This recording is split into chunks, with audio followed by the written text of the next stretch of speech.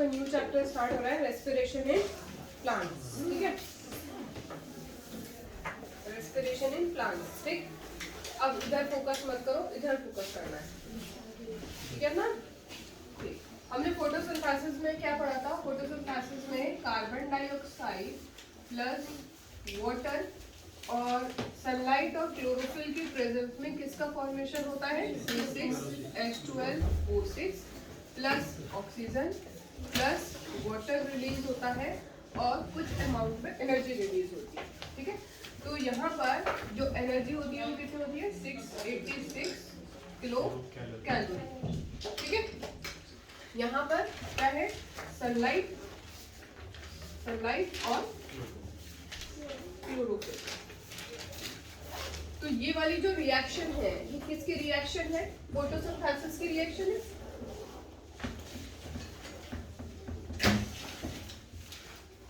ये reaction photosynthesis की है, मतलब जहां पर फूड का फॉर्मेशन होता है, इस रिएक्शन को हम क्या कहते हैं? क्या कहते हैं? फोटोसिंथेसिस। या फिर अगर किसी कंपाउंड में किसी चीज का फॉर्मेशन हो रहा है, जैसे कि हमने यह देखा कार्बन डाइऑक्साइड और वाटर से हमने किसका फॉर्मेशन किया? फूड का फॉर्मेशन किया। ठीक है, मतलब फूड की सिंथेसिस हो रही है, इसीलिए इस प्रोसेस को हम क्या बोलेंगे? क्या बोलेंगे? कैटाबॉलिज्म या एनाबॉलिज्म? एनाबॉलिज्म। तो फोटोसिंथेटिक रिएक्शन कैसी होती है आपकी? एनाबॉलिज्म होती है, या फिर हम बोलेंगे एनाबॉलिक पाथवे शो करेगी।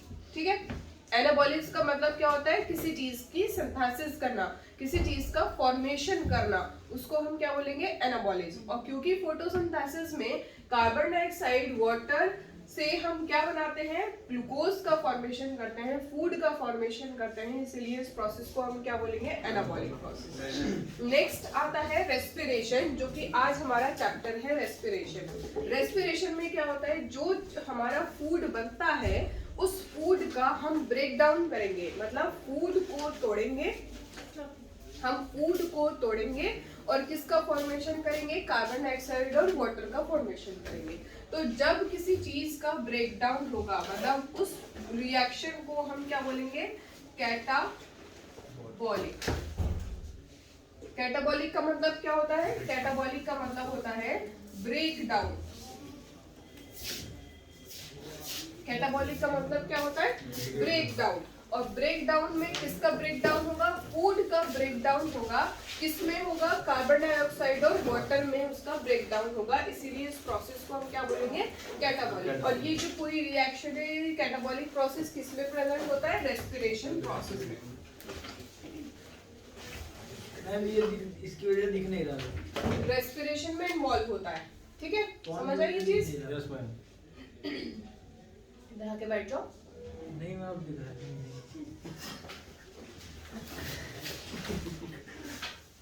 तो ये रेस्पिरेशन प्रोसेस में कौन सी रिएक्शन होती है? Catabolic reaction. कैटाबॉलिक का मतलब होता है ब्रेक डाउन। फोटोसिंथेसिस में कौन सी रिएक्शन होती है? एनाबॉलिक, मतलब सिंथेसिस होती है।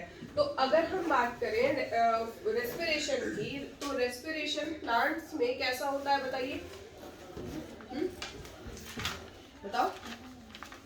दोनों तरह की रिएक्शन होती है प्लांट्स में, क्योंकि प्लांट्स फूड की सिंथेसिस भी करते हैं और ब्रेक डाउन भी होता है। तो इसीलिए जिस ऑर्गेनिज्म में फॉर्मेशन और ब्रेक डाउन दोनों होते हैं, तो दोनों को कंबाइन करके हम क्या बोलते हैं? एम्फीबोलिक पाथवे। क्या बोलते हैं? एम्फीबोलिक पाथवे। एम्फीबोलिक किसे कहते हैं? जहां पर एनाबॉलिक भी होता है और कैटाबॉलिक भी होता है, तो इसीलिए इस टाइप के रिएक्शन को हम क्या बोलते हैं? एम्फीबोलिक पाथवे। ठीक, मतलब यहाँ पर फॉर्मेशन भी होगा, सिंथेसिस भी होगी बहुत सारे सब्सटेंस की, और जो उसके बाद उसका ब्रेक डाउन होगा। ठीक है, ये चीज समझ में आ गई? कैटाबॉलिक, एनाबॉलिक और एम्फीबोलिक। ठीक है, अब जो रेस्पिरेशन प्रोसेस होता है, रेस्पिरेशन प्रोसेस में जो भी फूड मटेरियल है, फूड मटेरियल कौन कौन से फूड कंपोनेंट होते हैं? जैसे कि कार्बोहाइड्रेट है ना, या फिर फैट है, या फिर प्रोटीन है, तो इन सभी का इन सभी का क्या होगा, ब्रेक डाउन होगा, ऑक्सीडेशन होगा। और ऑक्सीडेशन प्रोसेस जब होगा तो किसके क्या रिलीज होगी, एनर्जी रिलीज होगी। और एनर्जी किस फॉर्म में रिलीज होती है, एटीपी की फॉर्म में रिलीज होती है। और कब फॉर्म होती है, जब एडीपी और इनऑर्गेनिक फॉस्फेट ऐड होते हैं तब एटीपी का फॉर्मेशन होता है। ठीक है, कौन सी प्रोसेस होती है यहाँ पर, ऑक्सीडेशन प्रोसेस होता है। ठीक है, क्लियर हो गया चीज। अब जो कंप्लीट मतलब जो भी कंपाउंड्स यूज्ड होते हैं ऑक्सीडेशन प्रोसेस में, जो भी कंपाउंड्स हमेशा यूज होते हैं, compounds used in oxidation process, जो भी कंपाउंड ऑक्सीडेशन प्रोसेस में इन्वॉल्व होते हैं, यूज होते हैं, इनको हम क्या बोलते हैं, रेस्पिरेटरी सबस्ट्रेट। क्या बोलते हैं, रेस्पिरेटरी सबस्ट्रेट।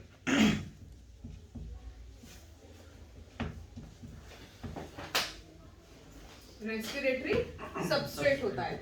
अब ये जो कंपाउंड्स हैं, ये कंपाउंड्स कौन कौन से होते हैं, जैसे कि हम बात करें कार्बोहाइड्रेट की, कार्बोहाइड्रेट है, प्लस फैट्स हैं, प्लस प्रोटीन्स हैं। तो ये सारे जो कंपाउंड्स हैं ये क्या हैं, ये आपके फूड कंपोनेंट्स हैं, कंपाउंड्स हैं जिनका क्या होता है, ऑक्सीडेशन प्रोसेस होता है। और इन कंपाउंड्स को हम क्या बोलते हैं, रेस्पिरेटरी सबस्ट्रेट बोलते हैं। ठीक है, ये चीज क्लियर हो गई। अब यहाँ पर अगर हम बात करें कार्बोहाइड्रेट की और फैट की, इनका जो रेस्पिरेशन होता है वो कौन सा रेस्पिरेशन होता है, अदनान? कार्बोहाइड्रेट और फैट का फ्लोटिंग रेस्पिरेशन में इन्वॉल्व होते हैं। कौन सा, फ्लोटिंग रेस्पिरेशन। ये फ्लोटिंग रेस्पिरेशन। और प्रोटीन कौन से टाइप का रेस्पिरेशन करता है, प्रोटोप्लाज्मिक रेस्पिरेशन।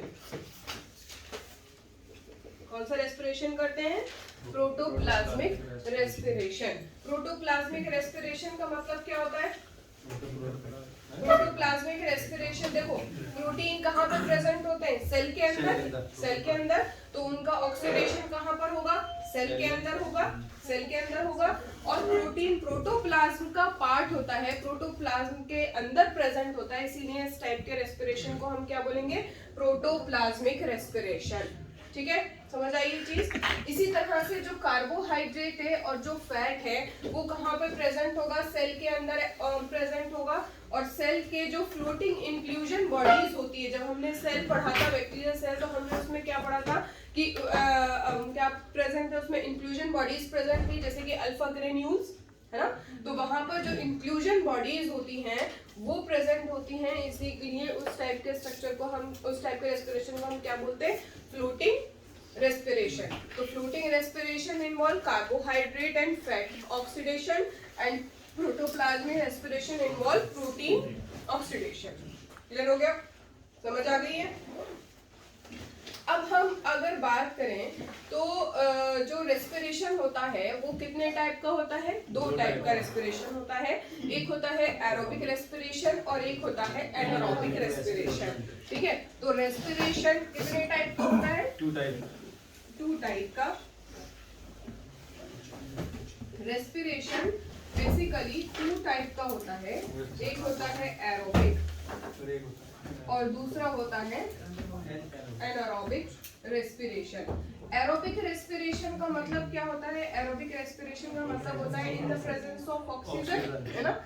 और यहाँ पे एनारोबिक का मतलब क्या होता है, in the absence of oxygen,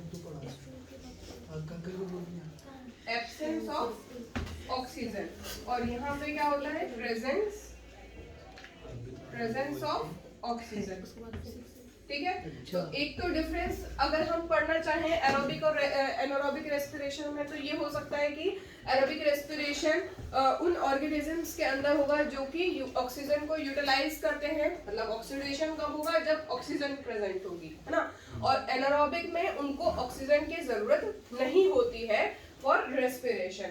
next है कि यहाँ पर जो एटीपी का फॉर्मेशन होता है एरोबिक रेस्पिरेशन में, तो एरोबिक रेस्पिरेशन में या तो 36 और 38 एटीपी मॉलिक्यूल का फॉर्मेशन होगा, जबकि एनारोबिक रेस्पिरेशन में सिर्फ 2 मॉलिक्यूल ऑफ एटीपी का फॉर्मेशन होता है।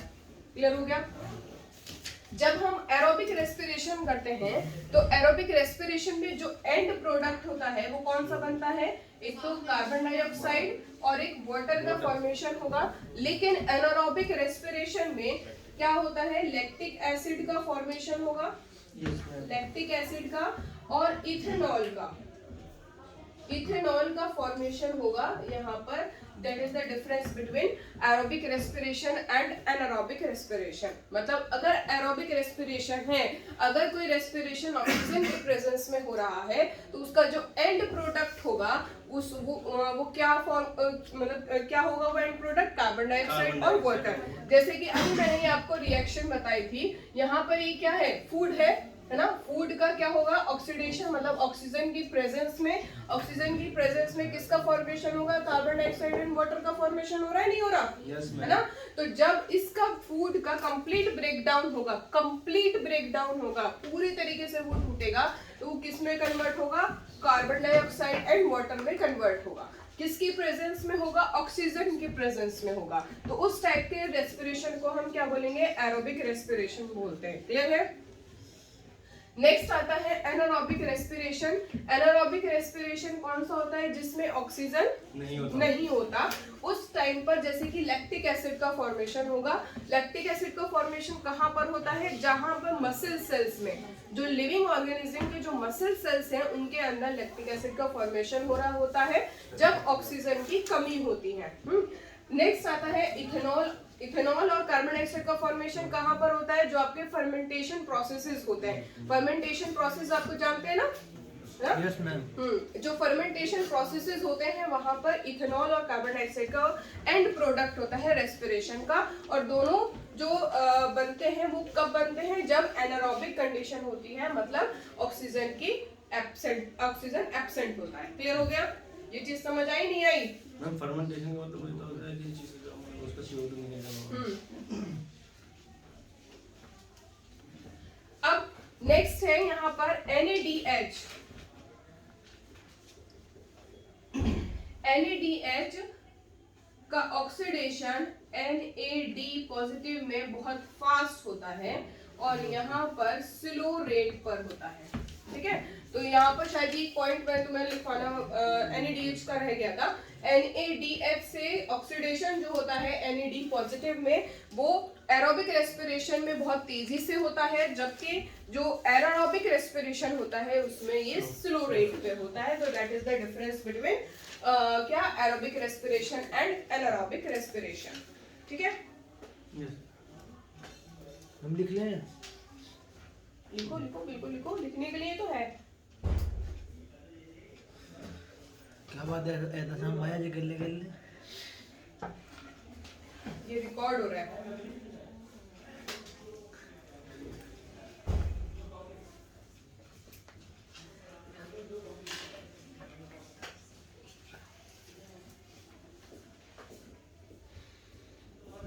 रफ कर दूं? करो जल्दी।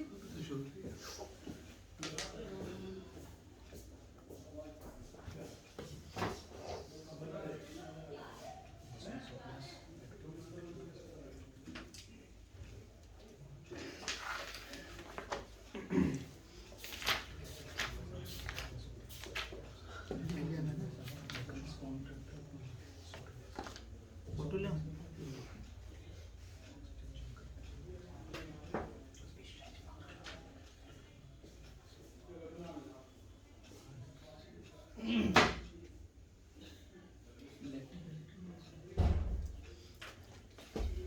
बीच में आ रहा है बीरो, ये खींच के देना। मैम ये मांग रहे हैं फोटो।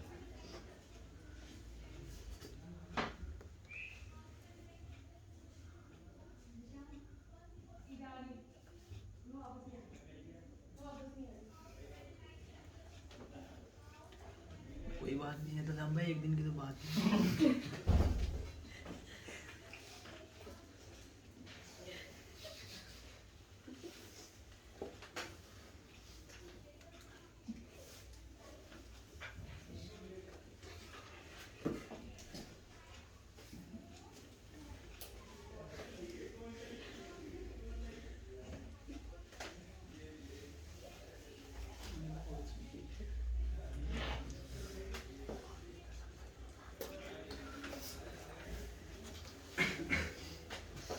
गया ना।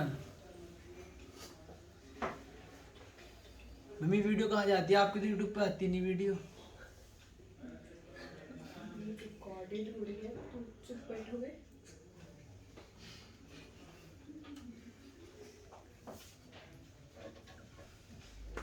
हो गया?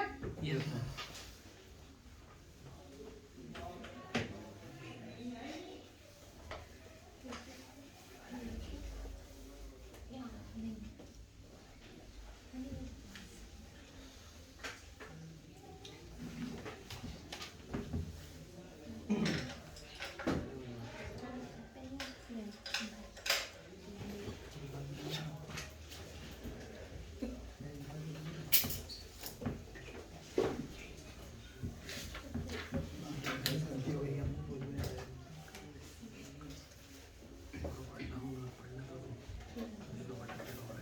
चलिए,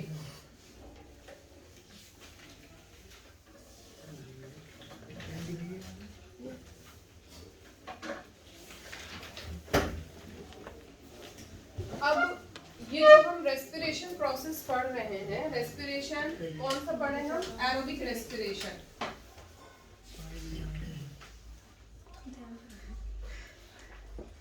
सबसे पहले हम बात करेंगे एरोबिक रेस्पिरेशन। एरोबिक रेस्पिरेशन कौन सा रेस्पिरेशन होता है? जो कि in the presence of oxygen होगा।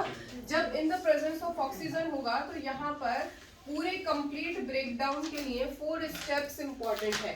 सबसे पहला स्टेप कौन सा होता है? ग्लाइकोलाइसिस।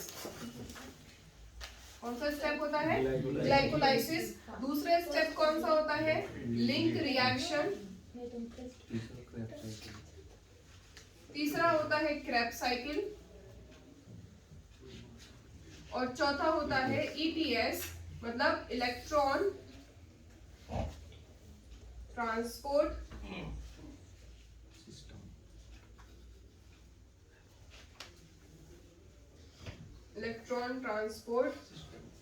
सिस्टम। ठीक, अब ये जो सबसे पहले हम बात करेंगे कौन से सिस्टम की, कौन से साइकिल की?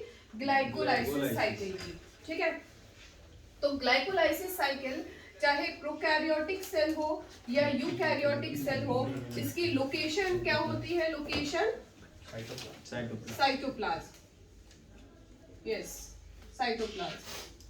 ठीक है, चाहे वो प्रोकैरियोटिक सेल हो चाहे वो यूकैरियोटिक सेल हो, ग्लाइकोलाइसिस का लोकेशन क्या है? साइटोप्लाज्म। प्लस यहाँ पर एक चीज और मैं आपको बताऊंगी कि यहाँ पे जो ग्लाइकोलाइसिस साइकिल है वो कॉमन पाथवे है between aerobic respiration and anaerobic respiration. मतलब जो ग्लाइकोलाइसिस है वो आपके एरोबिक रेस्पिरेशन में भी प्रेजेंट होगी और एनारोबिक रेस्पिरेशन में भी प्रेजेंट होगी। इसीलिए ग्लाइकोलाइसिस को हम क्या बोलते हैं? Common pathway of aerobic respiration and anaerobic respiration. तो यहाँ पर क्या है? Common pathway. कॉमन पाथवे है किसका? एरोबिक रेस्पिरेशन का, एरोबिक एंड एनारोबिक रेस्पिरेशन का। ठीक है, तो ये कॉमन पाथवे है एरोबिक एंड एनारोबिक रेस्पिरेशन। ये जो ग्लाइकोलाइसिस साइकिल है इसको हम क्या बोलते हैं? EMP पाथवे भी बोलते हैं। क्या बोलते हैं? EMP pathway. EMP पाथवे क्यों बोलते हैं?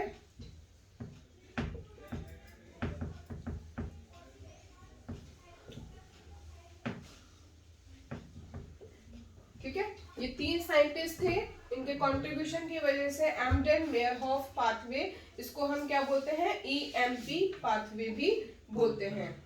ठीक है, समझ आ गई? तो अब हम सबसे पहले स्टार्ट करेंगे जो आपका ग्लाइकोलाइसिस है, इसमें फर्स्ट स्टेप क्या होता है?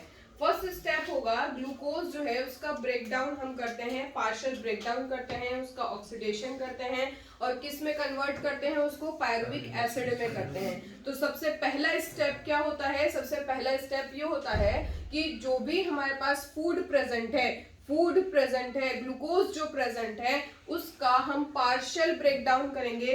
पार्शियल ब्रेकडाउन का मतलब उसका ऑक्सीडेशन करेंगे और ऑक्सीडेशन के बाद किसका फॉर्मेशन करेंगे? पायरुविक एसिड का फॉर्मेशन करेंगे। आपको पता है कि ग्लूकोज का फॉर्मूला क्या होता है? Yes ma'am. क्या फॉर्मूला होता है बताओ? 6 H12O6। तो यहाँ पर कार्बन कितने हैं? 6 है। तो 6 कार्बन कंपाउंड का ब्रेकडाउन होता है पायरुविक एसिड में, और पायरुविक एसिड क्या है? 3 कार्बन कंपाउंड है। मतलब जब हम ऑक्सीडेशन प्रोसेस करेंगे उसका, ग्लूकोज का, तो 6 कार्बन कंपाउंड किस में चेंज हो जाएगा? 3 कार्बन कंपाउंड में चेंज हो जाएगा। क्लियर है ये चीज? ठीक है। तो अब मैं ये लिख लिया, मैं इसको रफ करूंगी क्योंकि पूरी साइकिल में बनाऊंगी यहाँ पे। इसको जल्दी से नोट डाउन करो, इतना नोट डाउन तो इम्पोर्टेंट कर लो ये वाला, ठीक है? उसके बाद पूरी साइकिल बनाऊंगी। मैम ये प्रोकैरियोटिक और यूकैरियोटिक है? हाँ, ये प्रोकैरियोटिक है और यूकैरियोटिक है, पूरा लिख लेना।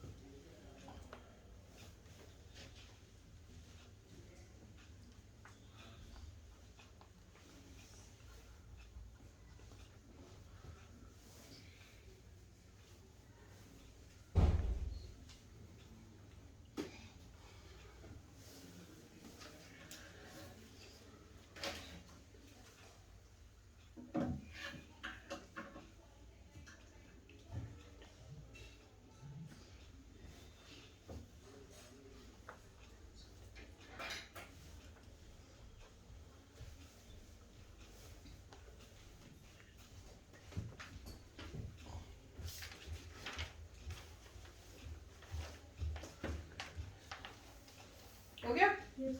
ठीक है। देखिए अब ग्लाइकोलिसिस पाथवे जो फर्स्ट पाथवे है जिसमें हम ग्लूकोज का ब्रेकडाउन करते हैं into simpler form into pyruvic acid, उसमें हम कैसे करेंगे? देखें, सबसे पहले प्लांट्स में जो फूड बनता है वो किस फॉर्म में स्टोर होता है? सुक्रोज की फॉर्म में, या फिर अगर हम बात करें तो स्टार्च की फॉर्म में, है ना? तो अगर सुक्रोज है या स्टार्च है तो वो किस में कन्वर्ट होता है? मोनोसेक्राइड में। कौन से एंजाइम की हेल्प से? इनवर्टेज एंजाइम यहाँ पे इन्वॉल्व होगा, और किस में फॉर्म होगा? ग्लूकोज में, और किस में? ग्लूकोज प्लस फ्रक्टोज, ठीक है? और ये ग्लूकोज कहाँ पे एंटर करेगा? Into glycolytic pathway. किसमें?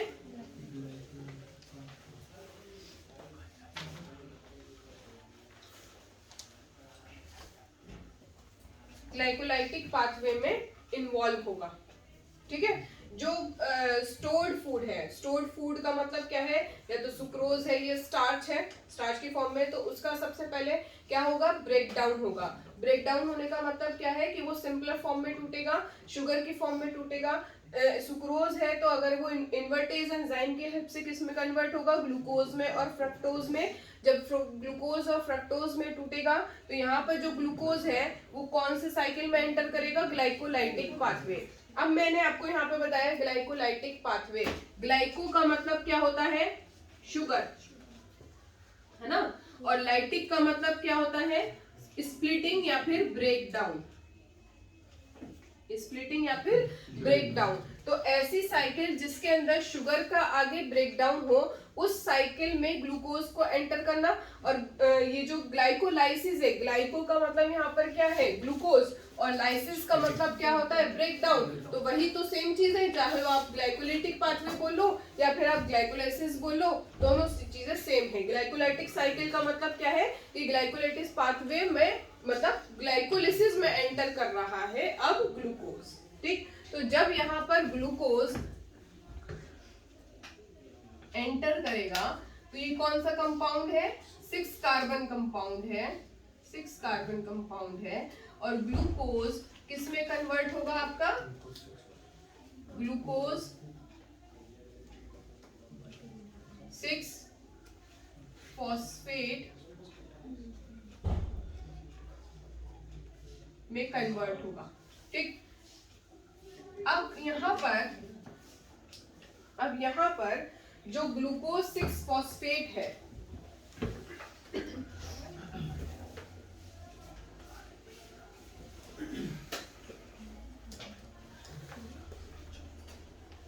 अच्छा श्याम भाई सुनो तो यार, मैं क्या बोल रहा था, खैरियत तो है? सुनो,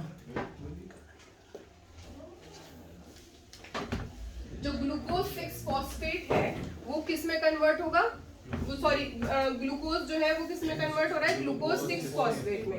किसकी हेल्प से कन्वर्ट हो रहा है बताओ, यहाँ पे कौन कौन से रिएक्शंस होंगे। सबसे पहले यहाँ पर क्या होगा, एटीपी का ब्रेक डाउन होगा और किस में कन्वर्ट होगा, एडीपी प्लस इनऑर्गेनिक फॉस्फेट, है ना, इनऑर्गेनिक फॉस्फेट में कन्वर्ट होगा।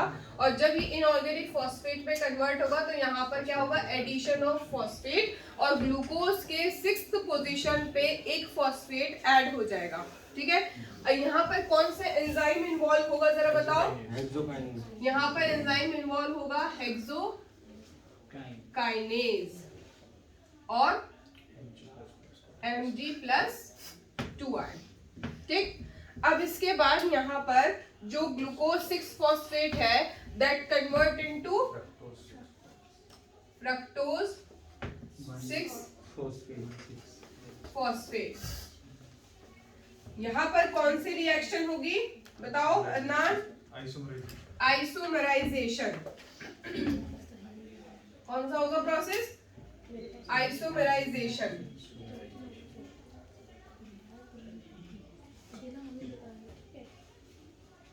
आइसोमराइजेशन होगा। अब आइसोमराइजेशन जब यहाँ पर होगा तो इसके बाद फ्रक्टोज 6 फॉस्फेट के बाद किसका फॉर्मेशन होगा, fructose 1,6 phosphate 1,6 bis phosphate, 1,6 biphosphate पढ़ सकते हैं इसको। 1,6 बाइफॉस्फेट का मतलब एक और फॉस्फेट हम ऐड करेंगे 6 पोजीशन के अलावा, दूसरा फॉस्फेट हम कहाँ ऐड करेंगे, फ्रक्टोज के 1st पोजीशन पे। तो यहाँ पर अगेन जब फॉस्फेट को ऐड करेंगे तो क्या खर्च होगी, एनर्जी खर्च होगी, और एनर्जी किस में टूटेगी, एडीपी में और इनऑर्गेनिक फॉस्फेट्स में। यहाँ पे कौन सा एंजाइम वर्क करेगा, फॉस्फोफ्रक्टोकाइनेज। कौन सा एंजाइम यूज होगा,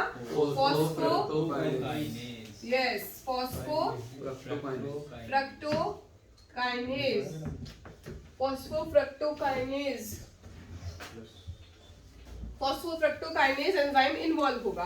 तो यहाँ पर फ्रक्टोज 6 फॉस्फेट से किसका फॉर्मेशन हो जाएगा, फ्रक्टोज 1,6 बाइफॉस्फेट। Mg आयन यहाँ पे यूज होगा, यस होगा। तो यहाँ पर अगेन Mg+2 आयन यहाँ पे यूज होगा।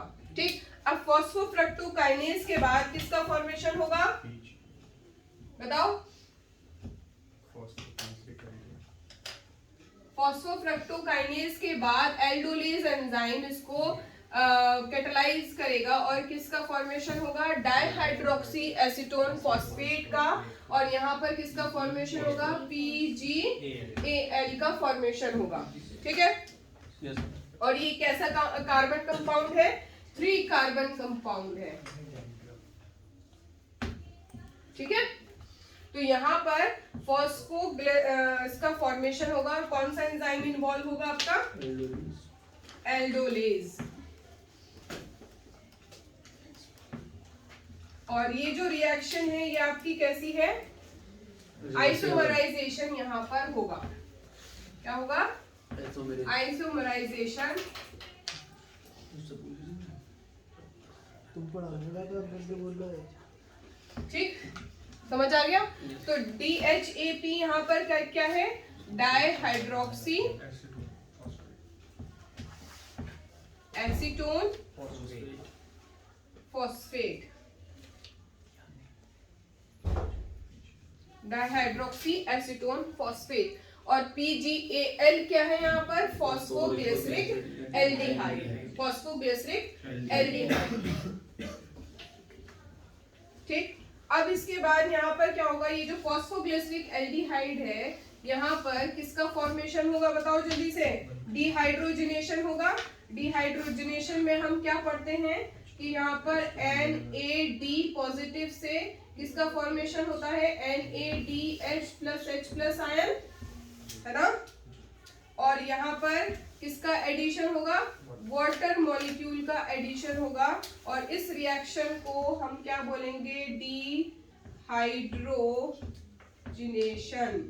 और डिहाइड्रोजिनेशन से किसका फॉर्मेशन होगा, फॉस्फोग्लिसरिक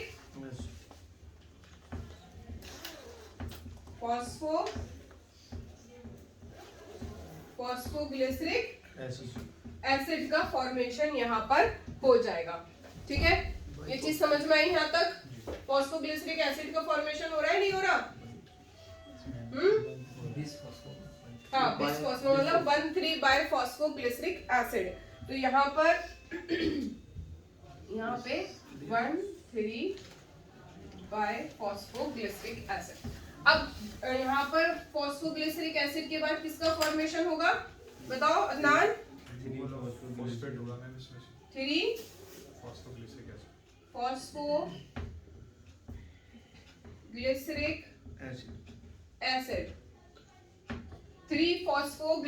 एसिड। 3 फॉस्फोग्लिसरिक एसिड का फॉर्मेशन होगा, और यहाँ पे कौन सा इंटरमीडिएट एंजाइम इन्वॉल्व होगा बेटा, बताओ जल्दी से? म्यूटेज एंजाइम कहाँ इन्वॉल्व होगा यहाँ पे? यहाँ पे एडीपी से एटीपी कन्वर्ट होगी, मतलब एडीपी से किसका फॉर्मेशन होगा, एटीपी का फॉर्मेशन होगा।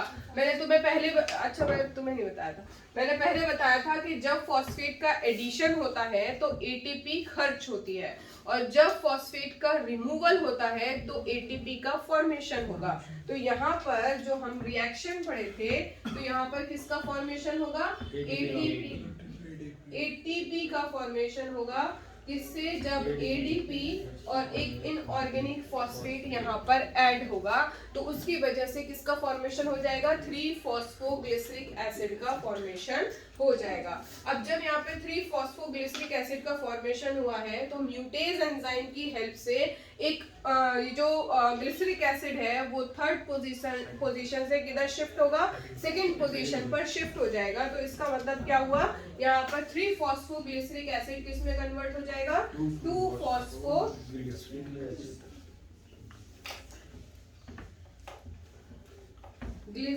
एसिड में कन्वर्ट होगा। और किस एंजाइम की हेल्प से होगा, बताओ जल्दी से? म्यूटेज एंजाइम की हेल्प से होगा। ठीक है, अब यहाँ पे जो 2 फॉस्फोग्लिसरिक एसिड बना है, ये 2 फॉस्फोग्लिसरिक एसिड के बाद किसका फॉर्मेशन होगा, 2 phosphoenol pyruvic acid. 2 phosphoenol pyruvic acid, enol कहाँ से आया, जब हम वहां पे इनोलेज एंजाइम यूज करेंगे, तो यहाँ पर 2 फॉस्फोइनोल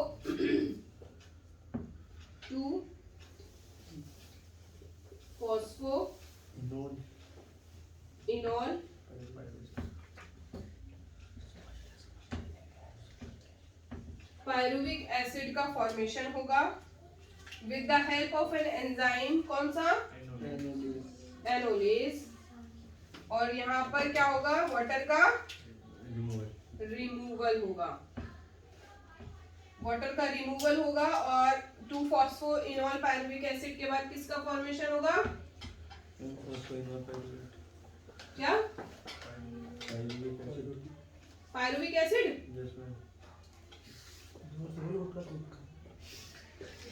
दूध का महंगा है,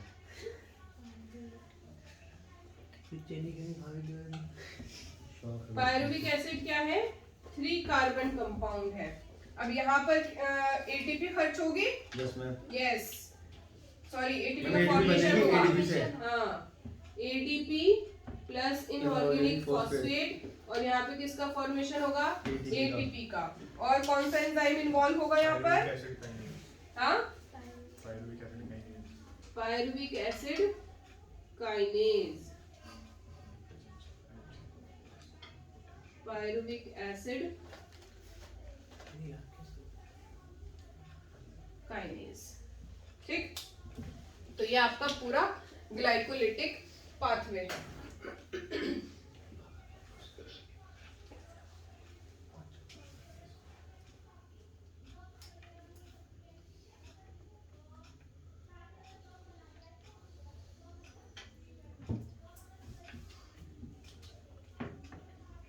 हो गया, लिख लिया सबने?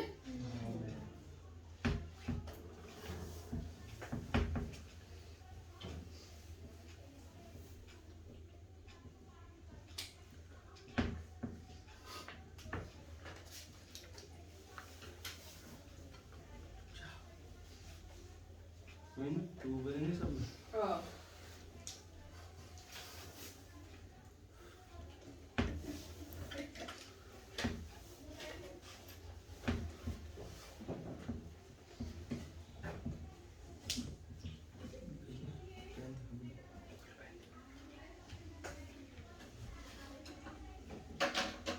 ठीक है।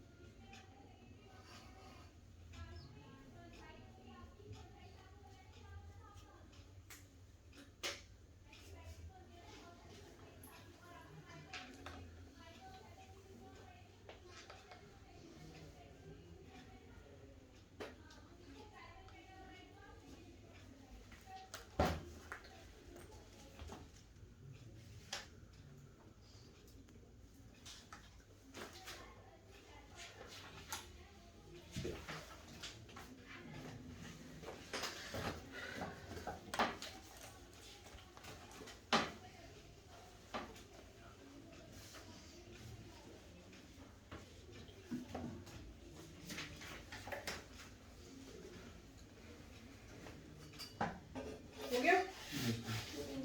देखो अब दोबारा से एक बार क्विक रिवीजन कर लेते हैं, जल्दी से बता दूं फिर तुम्हें, फिर नेक्स्ट साइकिल हम लिंक रिएक्शन को पढ़ेंगे। ठीक है, देखो ग्लाइकोलिसिस साइकिल कहाँ पर होती है, जल्दी से आंसर देते जाओ। ग्लाइकोलिसिस साइकिल कहाँ पर होती है?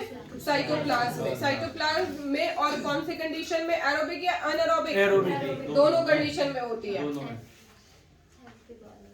हाँ दोनों कंडीशन में होती है, एरोबिक में भी और एनारोबिक में भी। ठीक है, ग्लाइकोलिसिस साइकिल का दूसरा नाम क्या है? EMP pathway. EMP pathway, Embden Meyerhof Parnas pathway. ठीक है, एम्डेन-मेयरहोफ-पेरेनेस पाथवे। इसमें क्या होता है ग्लाइकोलिसिस में, जो 6 कार्बन कंपाउंड है वो किस में कन्वर्ट होता है? 3 कार्बन कंपाउंड में कन्वर्ट होगा। सबसे पहले क्या होगा? ग्लूकोज। ग्लूकोज जो है उसका ब्रेकडाउन होगा किसमें? ग्लूकोज 6 फॉस्फेट में with the help of an enzyme hexokinase, और यहाँ पर एटीपी खर्च होती है। नया बच्चे का एडमिशन हुआ आज, बॉटनी की क्लास चल रही, कुलसुम मैम।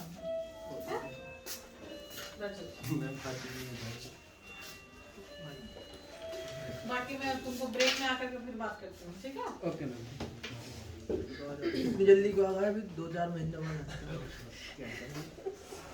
जो ग्लाइकोलिसिस है, ग्लाइकोलिसिस में टोटल 10 स्टेप्स होते हैं। ठीक है, जिसमें कि 5 स्टेप, जो इनिशियल 5 स्टेप्स हैं वो कौन से होते हैं आपके? Preparatory pathway.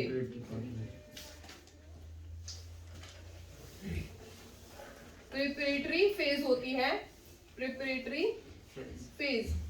और जो 5 नेक्स्ट 5 स्टेप्स हैं वो कौन से होते हैं आपके? पे ऑफ फेज।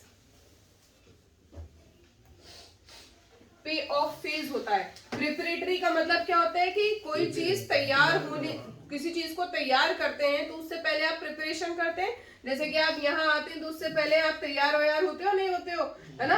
और उसके बाद जो 5 स्टेप्स हैं, जो नेक्स्ट 5 स्टेप्स हैं वो उसके बाद के होते हैं। मतलब तैयार होने के बाद आप घर से निकलते हो और परीक्षा करके फिर यहाँ आते हो, तो वो बाकी के तैयार होने के बाद के जो स्टेप्स होते हैं वो किस में आते हैं? पे ऑफ फेज में। तो जब ग्लाइकोलिसिस पाथवे है उसके अंदर टोटल कितने स्टेप्स होते हैं? 10 स्टेप्स होते हैं। 10 स्टेप में जो शुरू वाले स्टेप्स होते हैं प्रिपरेटिव स्टेप्स, वो कौन से होते हैं? ऊपर के 5 स्टेप। जैसे कि यहाँ पर हमने पढ़ा कि ग्लाइकोलिसिस है और ग्लूकोज है, तो ये कौन सा स्टेप है आपका? फर्स्ट स्टेप है। उसके बाद ये जो ग्लूकोज के बाद किसका फॉर्मेशन हुआ? Glucose 6 phosphate. ये कौन सा स्टेप है? Second step. फिर सेकंड स्टेप के बाद आइसोमराइजेशन हुआ और किसका फॉर्मेशन हो गया, फ्रक्टोज 6 फॉस्फेट का। ये कौन सा स्टेप हुआ, थर्ड स्टेप हुआ। ठीक, फ्रक्टोज 6 फॉस्फेट में आपके एनर्जी यूटिलाइज हुई और एनर्जी यूटिलाइज होने के बाद किसका एडीपी में कन्वर्ट हुई with the help of an enzyme फॉस्फोफ्रक्टोकाइनेज। किसका फॉर्मेशन हुआ, फ्रक्टोज 1,6,5 फॉस्फेट का फॉर्मेशन हुआ। ठीक है, बोलो साथ में। नेक्स्ट फ्रक्टोज 1,6,5 फॉस्फेट में कौन से एंजाइम की हेल्प से, एल्डोलेज एंजाइम की हेल्प से किसमें कन्वर्ट हुआ, डीएचएपी, ठप और पागल में। ठीक है, डीएचएपी क्या है, डाइहाइड्रोक्सी एसीटोन फॉस्फेट। बोलो साथ में, dihydroxy acetone phosphate. Dihydroxy acetone phosphate और किसमें, पीजीएएल मतलब फॉस्फोग्लिसरिक एल्डिहाइड, फॉस्फोग्लिसरिक एल्डिहाइड में कन्वर्ट हुआ। किस एंजाइम की हेल्प से, आइसोमरेज एंजाइम की हेल्प से। ठीक है, तो ये वाला स्टेप कौन सा हुआ आपका, फिफ्थ स्टेप हुआ। ये स्टेप कौन सा हुआ आपका, फिफ्थ स्टेप हुआ। तो यहाँ पर ये जो फिफ्थ स्टेप है आप देख रहे हैं, यहाँ पे एटीपी यूटिलाइज हुई, यहाँ पे भी एटीपी यूटिलाइज हुई, तो इसीलिए ये आपकी कौन से फेज कहलाएगी, प्रेपरेटरी फेज में। मतलब एनर्जी को यूटिलाइज करके हमने इन सब चीजों का फॉर्मेशन किया, पीजीएएल का फॉर्मेशन किया, इसीलिए ये कौन सी फेज होती है आपकी, प्रेपरेटरी फेज। तो इसका मतलब क्या हुआ, प्रेपरेटरी फेज में क्या होगा, एनर्जी यूटिलाइज होगी। ठीक है, समझ आ गया, साथ साथ में रिवाइज करते रहो। ठीक है, अब पीजीएल का फॉर्मेशन हो गया, पीजीएल से किसका फॉर्मेशन होगा, 1,3-ग्लिसरिक एसिड का फॉर्मेशन होगा। कौन सा एडिशन किसका होगा, 2 मॉलिक्यूल ऑफ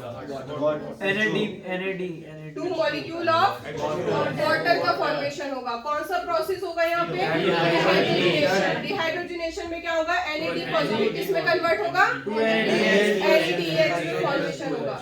1,3 बाइफॉस्फोग्लिसरिक एसिड में का जब फॉर्मेशन होगा तो उसके बाद एनर्जी यूटिलाइज होगी या बनेगी, बनेगी मतलब फॉर्मेशन होगा। अब यहाँ पर जो नेक्स्ट 5 फेज होते हैं, जो नेक्स्ट 5 स्टेप्स होते हैं, इसमें एनर्जी का फॉर्मेशन होता है, इसीलिए इसको हम कहते हैं पे ऑफ फेज। समझ आ गई। तो यहाँ पे पे ऑफ फेज में क्या होगा, एनर्जी का फॉर्मेशन होगा। ठीक है, तो इसीलिए इस फेज को हम क्या बोलेंगे, पे ऑफ फेज। तो यहाँ पे 1,3 बाइफॉस्फोग्लिसरिक एसिड में एनर्जी का फॉर्मेशन हो रहा है, किसमें कन्वर्ट हो रहा है, 3-फॉस्फोग्लिसरिक एसिड में। 3-फॉस्फोग्लिसरिक एसिड कौन से एंजाइम की हेल्प से, म्यूटेज एंजाइम की हेल्प से किसमें कन्वर्ट हो रहा है, 2-फॉस्फोग्लिसरिक। तो मेरी आवाज है, 3-फॉस्फोग्लिसरिक एसिड किसमें कन्वर्ट हो रहा है, 2-फॉस्फोग्लिसरिक एसिड में। 2-फॉस्फोग्लिसरिक एसिड कौन से एंजाइम की हेल्प से, इनोलिक की हेल्प से किसमें कन्वर्ट हो रहा है, 2-फॉस्फोइनोल पायरुविक एसिड से पायरुविक एसिड में कन्वर्ट करने के लिए एनर्जी खर्च हो रही है, बन रही है और किसमें कन्वर्ट हो रहा है, पायरुविक एसिड। पायरुविक एसिड कितने कार्बन कंपाउंड है, कार्बन कंपाउंड है। ग्लूकोज कितना कार्बन कंपाउंड है, कार्बन कंपाउंड है। ग्लाइकोलिसिस कौन सी लोकेशन पर होती है, साइटोप्लाज्म में। कौन सा रेस्पिरेशन होता है इसमें, एरोबिक एनारोबिक। दूसरा नेम क्या है ग्लाइकोलिसिस का, DMT पाथवे। याद हुआ कुछ, सब हो गया।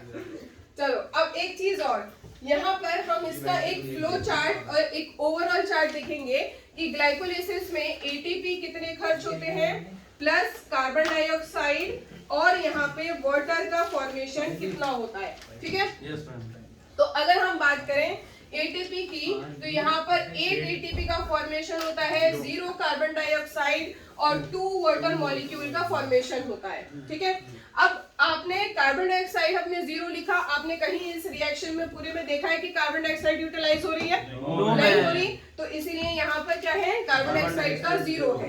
अब मैं बात करूँ यहाँ पर सबसे पहले वाटर की, तो वाटर हमारे पास कितने हैं, 2 मॉलिक्यूल ऑफ वाटर यूज कर रहे हैं। तो 2 मॉलिक्यूल ऑफ वाटर हमारे पास कैसे आए, जरा बताओ।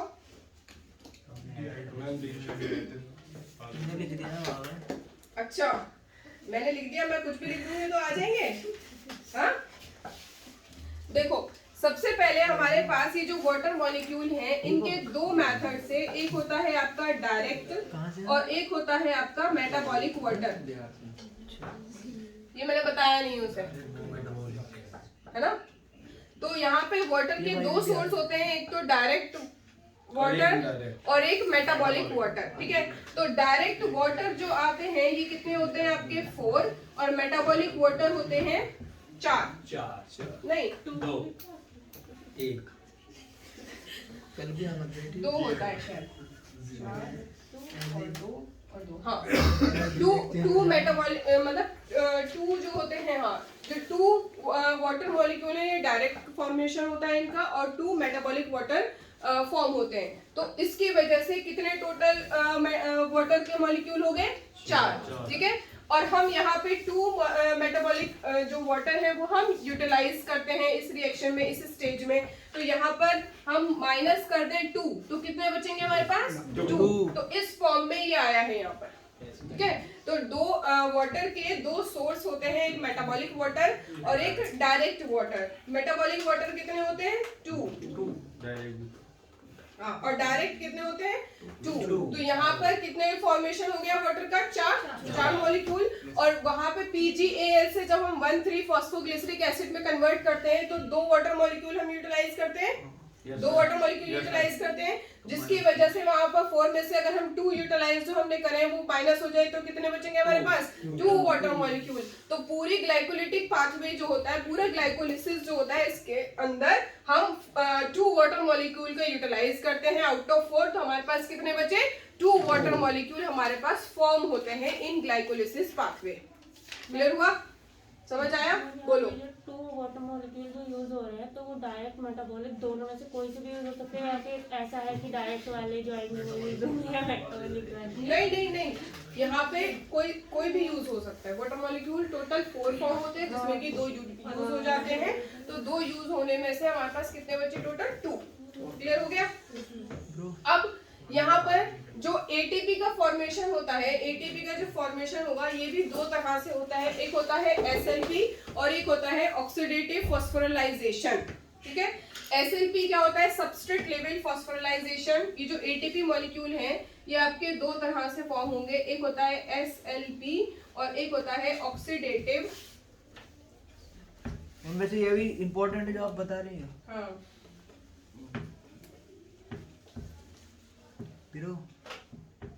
Oxidative phosphorylation. ऑक्सीडेटिव फॉस्फोराइलेशन से हमारे पास कितने ATP का मॉलिक्यूल का फॉर्मेशन होता है 6 मॉलिक्यूल का फॉर्मेशन होगा। और यहाँ पर हमारे पास 2 मॉलिक्यूल का फॉर्मेशन 6 7 8 हाँ 2 मॉलिक्यूल का फॉर्मेशन होगा। 4 का नहीं हाँ 4 का होगा तभी तो 2 माइनस होगा, ठीक। तो SLP क्या होता है, सबस्ट्रेट लेवल फॉस्फोराइलेशन। SLP क्या होता है, सबस्ट्रेट लेवल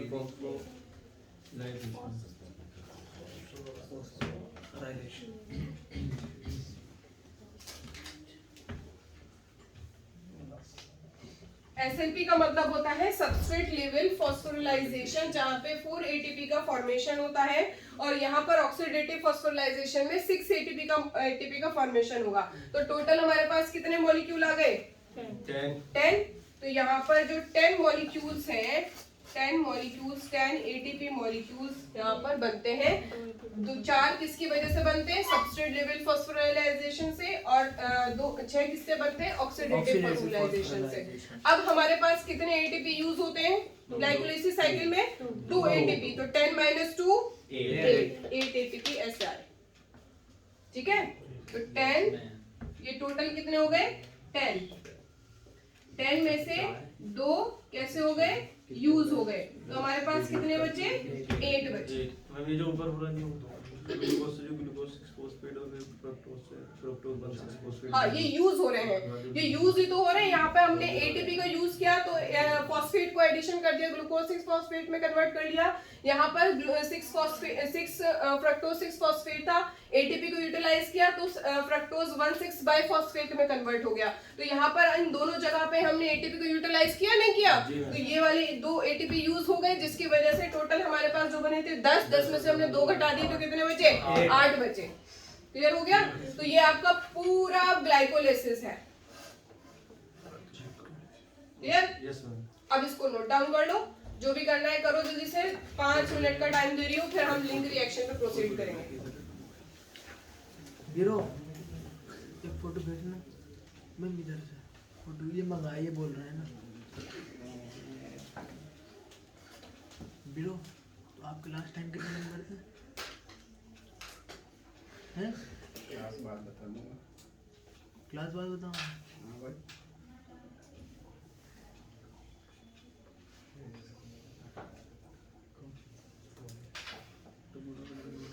हाँ, तो मॉर्निंग क्लास में क्यों नहीं थे काशिफ? सो रहा है मैम। सोते ही रहो बस तुम। मैम हमें इस टाइम आना था ना, इसलिए हम। और देखो मैंने उनको दोबारा पढ़ाया, उनका और रिवाइज हो गया। उनको नहीं मैम, खाली उसको और नहीं आया। नहीं अली आया था, अदनान आया था। मैम अली को तो भाई एक बार और बताना पड़ेगा जब समझ में आएगा। है अली, ऐसी बात है? नहीं मैम, बता दूंगा। मैम उसको ज़्यादा समझ में आया होगा इनसे।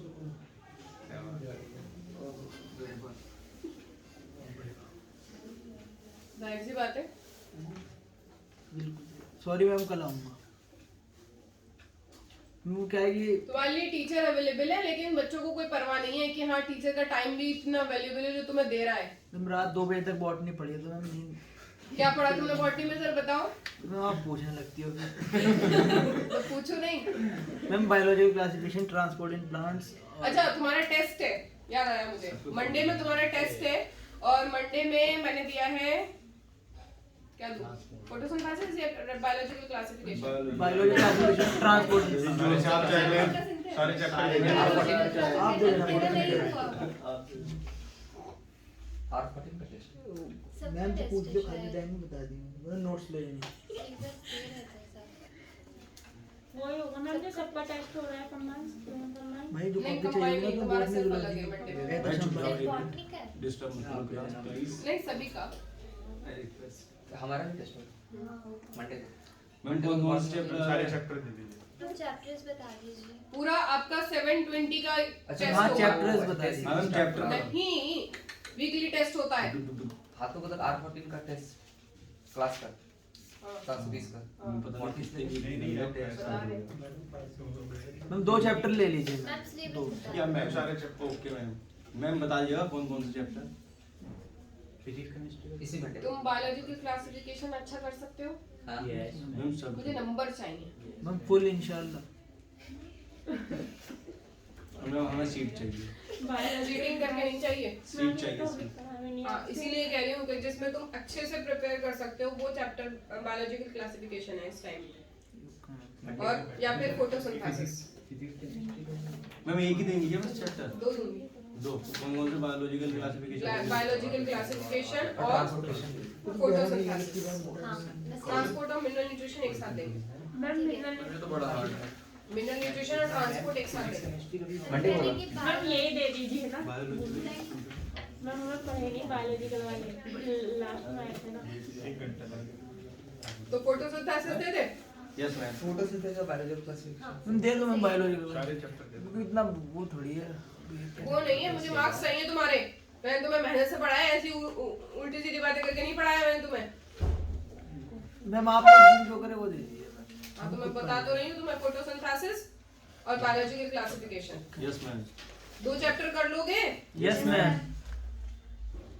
मंडे तक। Yes ma'am. Yes ma'am. अब इसी कॉन्फिडेंस के साथ तुम्हारे मार्क्स भी आने चाहिए अली। Yes ma'am. ठीक है, चलो तो डिसाइड तुम्हारा फोटोसिंथेसिस एंड बायोलॉजिकल क्लासिफिकेशन। बस पता करो जो डीपीपी है वो भी अच्छे से करना, जो क्वेश्चंस है मॉड्यूल में वो भी अच्छे से करना, जो एनसीईआरटी है उसको भी अच्छे से पढ़ना, जो नोट्स है उनको भी अच्छे से पढ़ना, जो डाउट है वो लेकर आना। यहाँ पे हम अवेलेबल हैं हमेशा। जीपीएस नहीं मिला। किसका? फोटोसिंथेसिस का मिला है? दिया है मैंने सबको। इन्हें नहीं मिला। कहाँ थे? मैम हमें नहीं मिला। मैम हमें मी नहीं मैम हम आए नहीं थे ना उस दिन। अच्छा, क्या हो गया मैम, हंसते रहते हैं जब देखो मैम, हम तो कुछ नहीं कह रहे हैं। तुम हंसने की वो छीलो इनसे, अपने आप को साबित करके कि तुम अच्छे बच्चे हो पढ़ने। हो जाएगा इस साल। हाँ मैम इंशाल्लाह होगा। काशी डिस्टर्ब मत कर मुझे, सेफ को मुझे नुमाइश लग रही है। पढ़ने नहीं देते हम, डिस्टर्ब करते हैं तो मैंने नुमाइश। एक आदमी बुला रहा था हमारी तरफ, क्यों कहते एक जोकर की कमी पड़ गई नुमाइश में। चलो नेक्स्ट रिएक्शन है आपकी कौन सी? Link reaction. देखो तो लिंक रिएक्शन पर आइए, चलिए अब। आज दोनों क्लास तुम्हारी 7 बजे तक मैं ही लेने वाली हूँ। तीनों दोनों। दोनों सही में ओके। शहजाद सर की होती है ना नेक्स्ट क्लास? नहीं दो नहीं उनकी होती है शहजाद से। शहजाद सर की 3rd क्लास है ना? Yes. हाँ तो 3rd वाली मैं लेने वाली हूँ। वो नहीं आया तो तुम्हें आना पड़ेगा मुझे फिर। आओगे? हाँ ठीक है, आओगे बच्चे ठीक है। Okay ma'am. यस मैम, मैं तो सेकंड में छोड़ दूंगा, ये तो ओवर होगी। रफ कर दूँ ना अब इसको? Yes ma'am. अच्छा नहीं लगता फिर रफ कर। हाँ बाबू तो कैसे लिखा है अच्छी राइटिंग। वही तो मैम। जिस दिन मैंने बता दिया तो वो आप बैठ जा यार। सभी यूँ कह रहा है नुमाइश में जल्दी आ गया मैम। अली मैं नहीं कर रहा। कौन कह रहा है बता देना। ये कह रहे हैं आपकी और आपकी।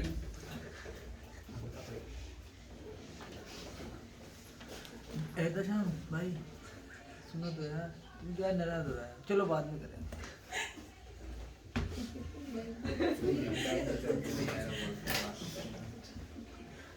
भाई आपका नाम क्या है? मोहम्मद अनवर। अनवर। माशाल्लाह। आपका नाम क्या है भाई? मेरा नाम मोहम्मद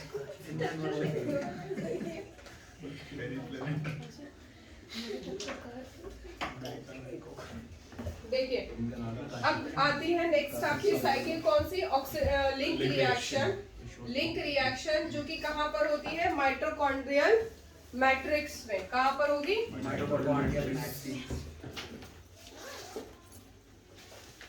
माइटोकॉन्ड्रियल मैट्रिक्स में होती है।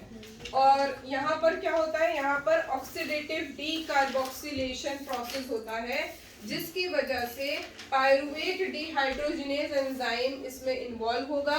और किसका फॉर्मेशन होगा? एसिटाइल कोएंजाइम ए का फॉर्मेशन होता है। ठीक है, तो यहाँ पर माइटोकॉन्ड्रियल मैट्रिक्स में क्या होगा? Oxidative decarboxylation. क्या होगा? Oxidative decarboxylation. ऑक्सीडेटिव डीकार्बोक्सिलेशन होगा।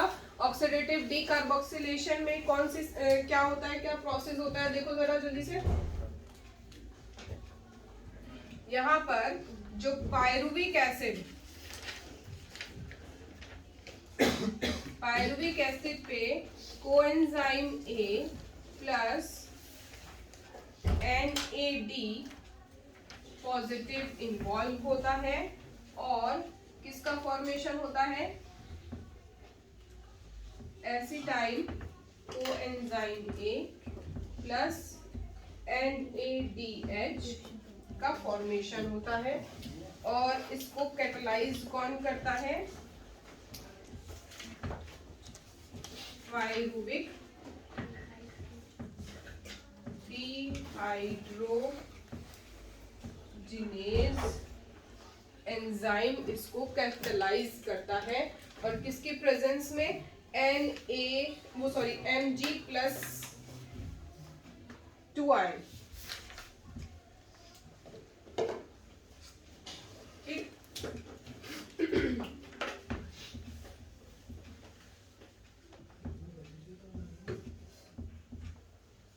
देखो ये जो पायरुविक एसिड है, हमने पढ़ा ग्लाइकोलाइसिस, है ना? ग्लाइकोलाइसिस में क्या हुआ था? ग्लूकोज किस में कन्वर्ट हुआ था? पायरुविक एसिड में। एंड प्रोडक्ट ग्लाइकोलाइसिस का क्या था? Pyruvic acid. एंड प्रोडक्ट मतलब लास्ट वाला product. And product pyruvic acid glycolysis का क्या है? Pyruvic acid. अब वो पायरुविक एसिड कहाँ पे यूज होगा? लिंक रिएक्शन में यूज होगा। और उसका क्या होगा? ऑक्सीडेटिव डीकार्बोक्सिलेशन होगा। कहां पर होगा? माइटोकॉन्ड्रियल मैट्रिक्स में होगा। और कोएंजाइम ए के साथ, ये क्या है, कोएंजाइम ए के साथ मिलकर NADP पॉजिटिव के साथ पायरुविक डिहाइड्रोजिनेज एंजाइम की हेल्प से Mg+2 आयन की हेल्प से किसका फॉर्मेशन करेगा, acetyl coenzyme A, NAD positive, H+ ion और कार्बन डाइऑक्साइड का फॉर्मेशन होगा। क्लियर हो गया? ये रिएक्शन है जो कि जिसमें कि 2 molecules of NADH ion are formed of the 2 molecules of pyruvic acid। मतलब पायरुविक एसिड के कितने मॉलिक्यूल बने थे वहां पर, 2 मॉलिक्यूल ग्लाइकोलिसिस में बने थे। तो पायरुविक एसिड के यहाँ पर NADH का फॉर्मेशन होगा। कितने NADH फॉर्मेशन होगा, 2 मॉलिक्यूल ऑफ NADH का फॉर्मेशन होगा। NADH का फॉर्मेशन होगा तो यहाँ पे भी आपके 2 NAD पॉजिटिव यूज होंगे। जब यहाँ पे NAD पॉजिटिव यूज होंगे तो यहाँ पर भी 2 मॉलिक्यूल ऑफ H2 रिलीज होंगे। ठीक है, एसिटाइल कोएंजाइम ए कितना बनेंगे, 2 एसिटाइल कोएंजाइम ए बनेंगे, 2 कोएंजाइम ए ऐड होंगे और तभी 2 कार्बन डाइऑक्साइड मॉलिक्यूल रिलीज होंगे। समझ आ गई? तो ये आपकी पूरी रिएक्शन कौन सी होगी, लिंक रिएक्शन। बस लिंक रिएक्शन में आपका इतना ही है और कुछ नहीं है। लेकिन ये याद करना पड़ेगा आपको, ये ध्यान में रखना पड़ेगा कि जो एंड प्रोडक्ट हमारा ग्लाइकोलिसिस में था, मतलब पायरुविक एसिड, उसको हम यूटिलाइज करेंगे इन लिंक रिएक्शन। लिंक रिएक्शन में हम उसके साथ कोएंजाइम ए को ऐड करेंगे। एंजाइम पायरुविक डिहाइड्रोजिनेज की हेल्प से किसका फॉर्मेशन करेंगे, एसिटाइल कोएंजाइम ए का फॉर्मेशन करेंगे। क्लियर है? समझ आया? तो ये पूरी रिएक्शन आपकी कौन सी हो गई, लिंक रिएक्शन यहाँ पे कंप्लीट हो गई, जो कि किस में होगा, माइटोकॉन्ड्रियल मैट्रिक्स में होगा। और इसका क्या होगा, ऑक्सीडेटिव डीकार्बोक्सिलेशन। क्या होगा, ऑक्सीडेटिव डीकार्बोक्सिलेशन। अब मैंने आपको एक चीज बताई थी कि जब एडिशन होता है कार्बन डाइऑक्साइड का तो उसको हम क्या बोलते हैं, कार्बोक्सिलेशन।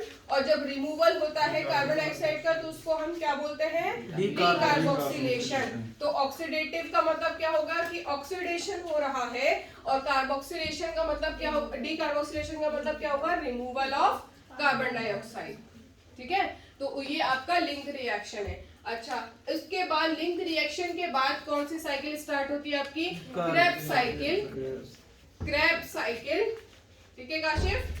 हाँ, और क्रेब्स साइकिल में जो स्टार्टिंग होती है क्रेब्स साइकिल की, वो किससे होती है, एसिटाइल कोएंजाइम ए से होती है। जहां पर एसिटाइल कोएंजाइम ए किसके साथ बाइंड करता है, बताओ, कोएंजाइम, हाँ, एसिटाइल कोएंजाइम ए के साथ क्या ऐड होता है, 2 NAD, ऑक्सिलो एसिटिक एसिड। और वो किसका फॉर्मेशन करता है, सिट्रिक एसिड का फॉर्मेशन करता है। तो अब जो लिंक रिएक्शन का जो एंड प्रोडक्ट है, मतलब एसिटाइल कोएंजाइम में, वो कौन सी साइकिल में यूज होगा, क्रेब्स साइकिल में यूज होगा। तो क्योंकि ग्लाइकोलिसिस का एंड प्रोडक्ट और लिंक रिएक्शन का एंड प्रोडक्ट क्रेब्स साइकिल में यूज होता है, इसीलिए इसको हम कहते हैं लिंक रिएक्शन, या फिर इसको हम बोलते हैं गेटवे स्टेप या फिर ट्रांजिशन रिएक्शन। क्या बोलते हैं, गेटवे स्टेप या फिर ट्रांजिशन रिएक्शन।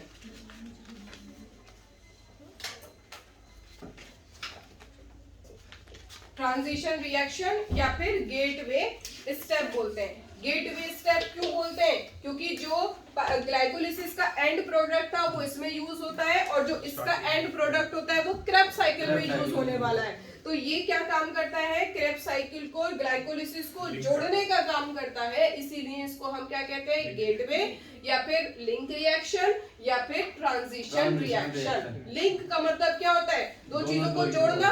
तो क्रेब्स साइकिल जो है ये तब तक स्टार्ट नहीं हो सकती जब तक लिंक रिएक्शन में एसिटाइल कोएंजाइम ए नहीं बन जाता। और यहाँ पे ग्लाइकोलिसिस तब तक, जब तक ग्लाइकोलिसिस नहीं होगी, पायरुविक एसिड का फॉर्मेशन नहीं होगा, तब तक लिंक रिएक्शन का फॉर्मेशन नहीं हो सकता। तो इसीलिए ये इन दोनों के बीच का लिंक है, इसीलिए इस स्टेप को हम क्या बोलते हैं, लिंक रिएक्शन। क्लियर हो गया? Yes ma'am. समझ आ गया? अब नेक्स्ट साइकिल आपकी कौन सी है? Krebs cycle. अच्छा, अब इसको तुम्हारा टाइम हो रहा है ना? 15 मिनट है ना अभी वैसे? हाँ, मैं वो एक पीरियड और अब इसको तुम रिवाइज करो जल्दी से, ग्लाइकोलिसिस को भी और लिंक रिएक्शन को भी, cellular respiration, aerobic, non anaerobic सारे रिवाइज करो। फिर उसके बाद हम नेक्स्ट क्लास में आगे टीसीए साइकिल को प्रोसीड करेंगे। ठीक है? Krebs cycle. हाँ, मतलब टीसीए साइकिल, क्रेब्स साइकिल एक ही चीज है। अच्छा मैं वही तो लेना और मैं ले लूंगा इंक्लूड साइकिल। मैम नहीं ये ATS क्रैब के साइकिल बाद। नहीं है इसमें। हाँ? नहीं ये क्रैब साइकिल है। क्रेब्स साइकिल है, गोल सी बनी हुई है, देखो आप। ट्राई कार्बोक्सिलिक एसिड साइकिल, हाँ हाँ ये तो क्रेब्स साइकिल। चश्मा नहीं लगाया। चलो जल्दी से रिवाइज करो। काशिफ, कॉपी बंद करके मत बैठो। बंद नहीं कर रहा ना इसमें बंद करिए, आपको पता चल गया। और सो भी मत।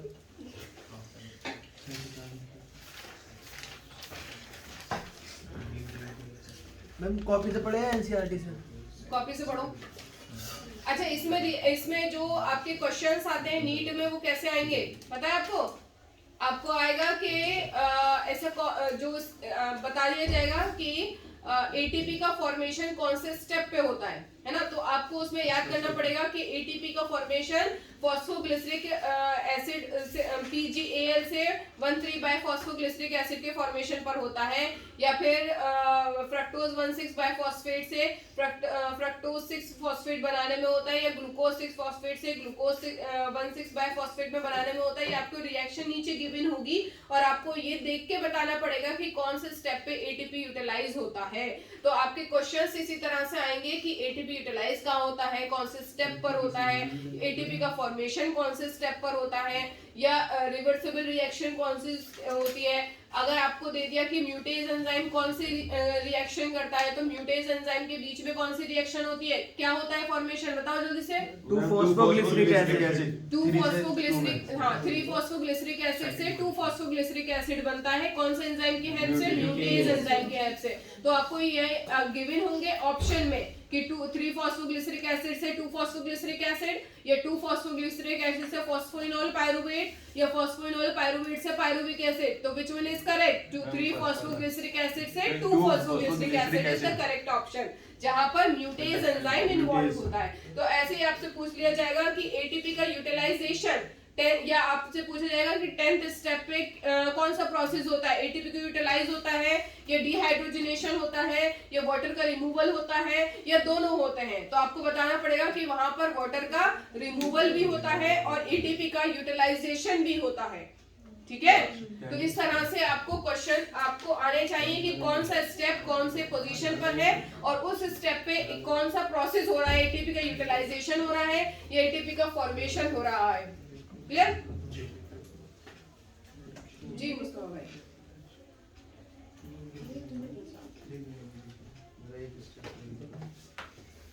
मैम सेकंड वाले में 1 2 3 करके करिए ना उसको। एक बार प्रिंट भेज दीजिए, अगर नहीं हो रहा है तो मैं करेक्शन करके भेज दूंगी।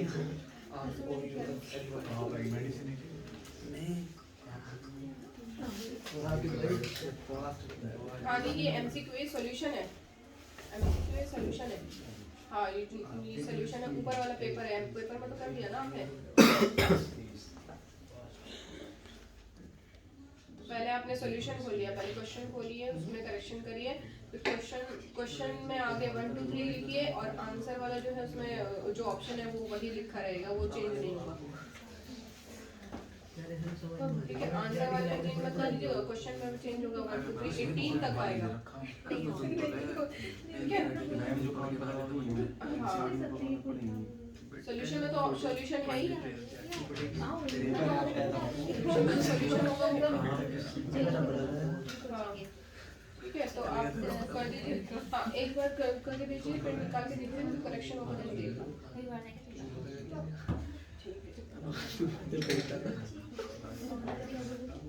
मैम 10th वाले उसमें स्टेप में 2 एस्ट्रोल मॉलिक्यूल नहीं मिले। हाँ मैम अभी हम माशाल्लाह से सब समझ में आ गया। पर हम जब एनसीईआरटी करने बैठते हैं ना, एनसीईआरटी क्यों पढ़ रहे हो तुम इसमें? नहीं पढ़े। तुम्हें पूरा पैराग्राफ एक चीज में मैंने कंबाइन करके दे दिया, तो तुम एनसीईआरटी में क्यों दिमाग लगा रहे हो अपना? फिर तो मैं सवाल है। ये एनसीईआरटी तो पढ़ाई है, और क्या पढ़ाया है? कुछ और चीज पढ़ाई है? नहीं मैम वही पढ़ाई है तो फिर बस। इजी फॉर्म में पढ़ाई है ना? हाँ मैम इजी फॉर्म में। तो फिर उसी को याद करो जो इजी है।